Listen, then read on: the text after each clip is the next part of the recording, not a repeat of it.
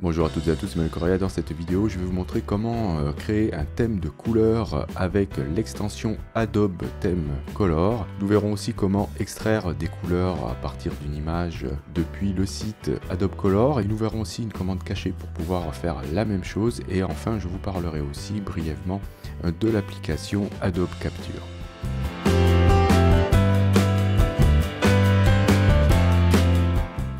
Alors réaliser des thèmes de couleurs, c'est hyper important lorsqu'on est designer ou graphiste. Pour cela, vous disposez dans Photoshop d'une extension que vous allez trouver dans le menu Fenêtre, Extension, et il est ici, Thème Adobe Color. Pour que cette extension fonctionne, vous devez être connecté sur Internet. Alors comment fonctionne ce panneau? Vous avez ici plusieurs onglets. Vous avez Créer, Explorer et Mes thèmes. Je vais juste vous montrer que dans le menu de ce panneau, je vais le sortir, je vais le mettre ici, vous pouvez juste fermer le panneau.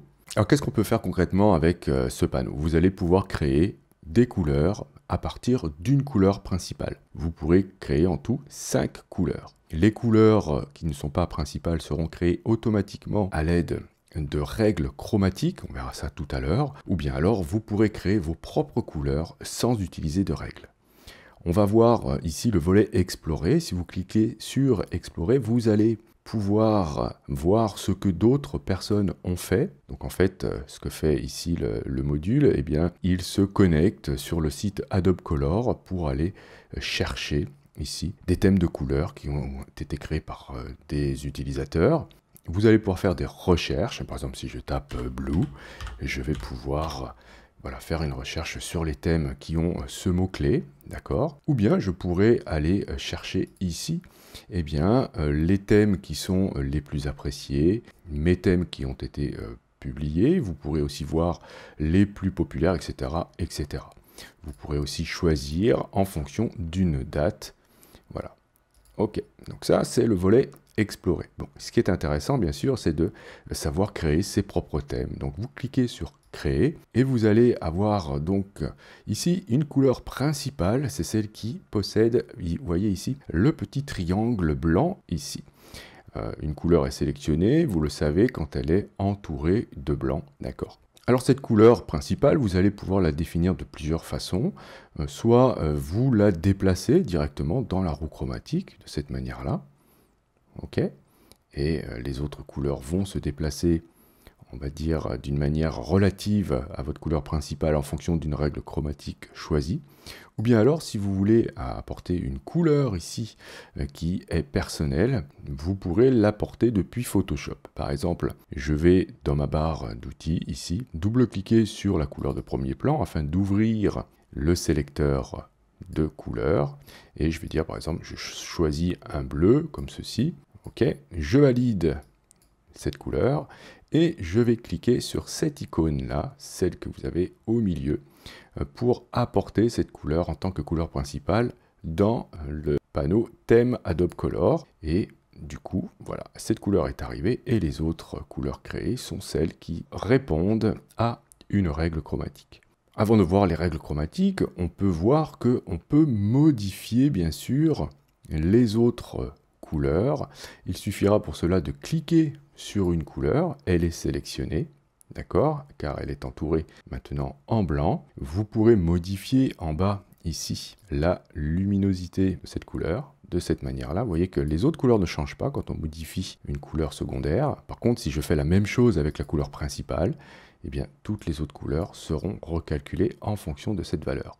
Je pourrais aussi, si je le souhaite, avec une couleur secondaire, par exemple, si je ne souhaite pas modifier la luminosité, mais la saturation, eh bien, repérer cette couleur dans la roue chromatique ici. Alors, elle est sélectionnée ici, on voit qu'elle est entourée de blanc, mais elle est aussi entourée de blanc dans la roue chromatique. Donc, je pourrais déplacer celle-ci vers le centre pour la faire moins saturée, et du coup aussi plus claire. Ok, et vous voyez que... Alors, c'est pas facile à faire ici, car du coup, on risque de déplacer les autres couleurs. Alors, comment le faire d'une manière plus, on va dire, plus sécurisée, sans risquer de déplacer les autres couleurs?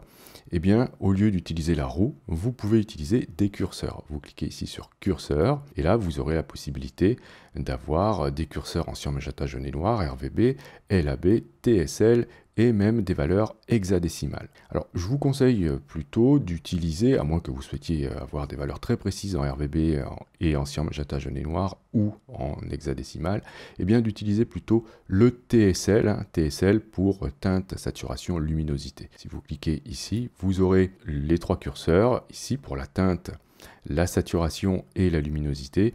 Il sera beaucoup plus simple de modifier par exemple ici la luminosité de la couleur de cette manière-là et la saturation avec les curseurs plutôt que de risquer de déplacer les autres couleurs sur la roue chromatique.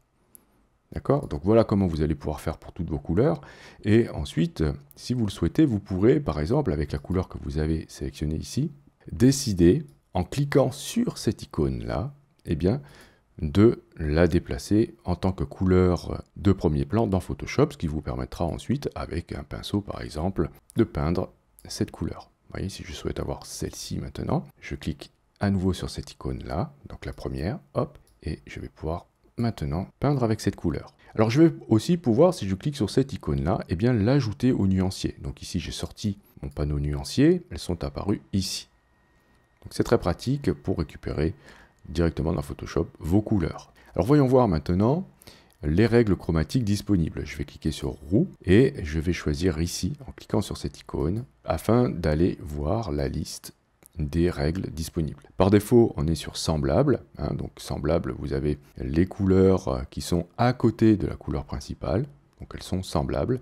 Si vous cliquez sur monochrome, eh bien, vous aurez toutes les couleurs qui sont sur le même axe dans la roue chromatique.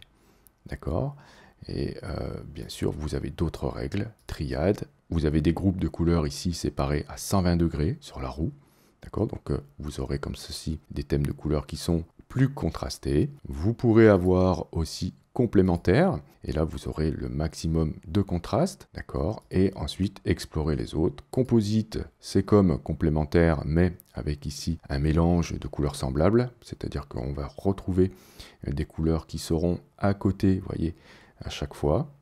Et vous aurez ensuite nuance, d'accord? Là, c'est tout au même point, mais avec des valeurs de luminosité différentes. Et enfin, vous pourrez cliquer sur personnaliser, et là, vous pourrez déplacer, comme bon vous semble, vos couleurs sur la roue chromatique. D'accord. Ce que vous pouvez faire aussi, c'est définir une couleur en tant que couleur principale. Pour cela, il suffit de la sélectionner. Par exemple, ici, je clique sur le violet et vous regarderez, vous avez un petit triangle noir vide. Ici, enfin, il n'est pas vraiment noir, mais il a le contour noir. Et quand vous allez cliquer sur ce triangle, eh bien, la couleur que vous avez sélectionnée va devenir la couleur principale et les autres couleurs seront redéfinies en fonction de la règle chromatique. Donc, je vais cliquer ici. Voilà, donc cette couleur est maintenant redéfinie, mais comme je suis ici avec le paramètre personnalisé, les autres couleurs n'ont pas changé. Mais si je clique sur complémentaire, par exemple, eh bien maintenant, voilà, par rapport à cette couleur, eh bien les autres couleurs ont été créées. Une fois que vous avez fait ça, vous pourrez enregistrer ce thème, d'accord? Si vous faites enregistrer, eh bien cela apparaîtra maintenant dans la bibliothèque que vous allez choisir ici. Donc si vous avez plusieurs bibliothèques, vous pourrez définir dans quelle bibliothèque vous allez placer votre thème de couleur, ce qui vous permettra ensuite, eh bien, grâce à vos bibliothèques, de récupérer ces couleurs dans d'autres logiciels de la suite Creative Cloud. Grâce à cet outil, vous allez pouvoir, par exemple, dans une photo de ce type, si je souhaite apporter une couleur complémentaire dans cette image, je pourrais très bien prendre ma pipette, par exemple, je vais sélectionner un bleu, voilà, par exemple, celui-ci. Je vais ensuite définir ce bleu comme étant la couleur principale en cliquant ici. Voilà, donc la couleur arrive. Et je peux définir maintenant une règle chromatique. Et donc si je dis complémentaire, voilà. Et je peux définir ensuite, voilà, j'ai des orangés qui sont là. Je ne les trouve pas assez orange, donc je peux cliquer sur une couleur, augmenter sa saturation, par exemple, et dire que voilà, maintenant cette couleur-là, j'aimerais m'en servir dans cette image. Alors je vais cliquer ici pour l'ajouter en tant que couleur de premier plan dans Photoshop. Voilà, donc elle est arrivée ici. Et je pourrais, eh bien, maintenant créer, par exemple, un calque de remplissage de type couleur unie. D'accord? Du coup, je récupère bien la bonne couleur. Et pourquoi pas me mettre ici en mode couleur et avec une comparaison sur, définir les zones de luminosité dans lesquelles va s'appliquer ce calque de réglage. Donc je vais double-cliquer à droite du mot fond 1 et ici dire que le calque en dessous n'est pas impacté au niveau de ces valeurs sombres par cette couleur. J'appuie sur Alt pour diviser ici mon triangle afin de créer une zone de transition. OK, je valide ensuite et je peux ensuite baisser l'opacité. Et on voit que j'ai apporté dans cette image, voilà, une couleur complémentaire au niveau des valeurs claires. Donc voilà, ça c'est un exemple que l'on peut faire avec Adobe Theme Color. Alors vous pourrez faire plus ou moins la même chose avec le site Adobe Color. Donc vous pourrez utiliser cette adresse color.adobe.com et vous allez retrouver ici ce que l'on a vu déjà dans Photoshop avec plusieurs autres règles chromatiques qu'on n'a pas dans Photoshop, par exemple ici carré, d'accord, où vous avez ici complémentaire partagé, etc. On a d'autres règles ici en plus.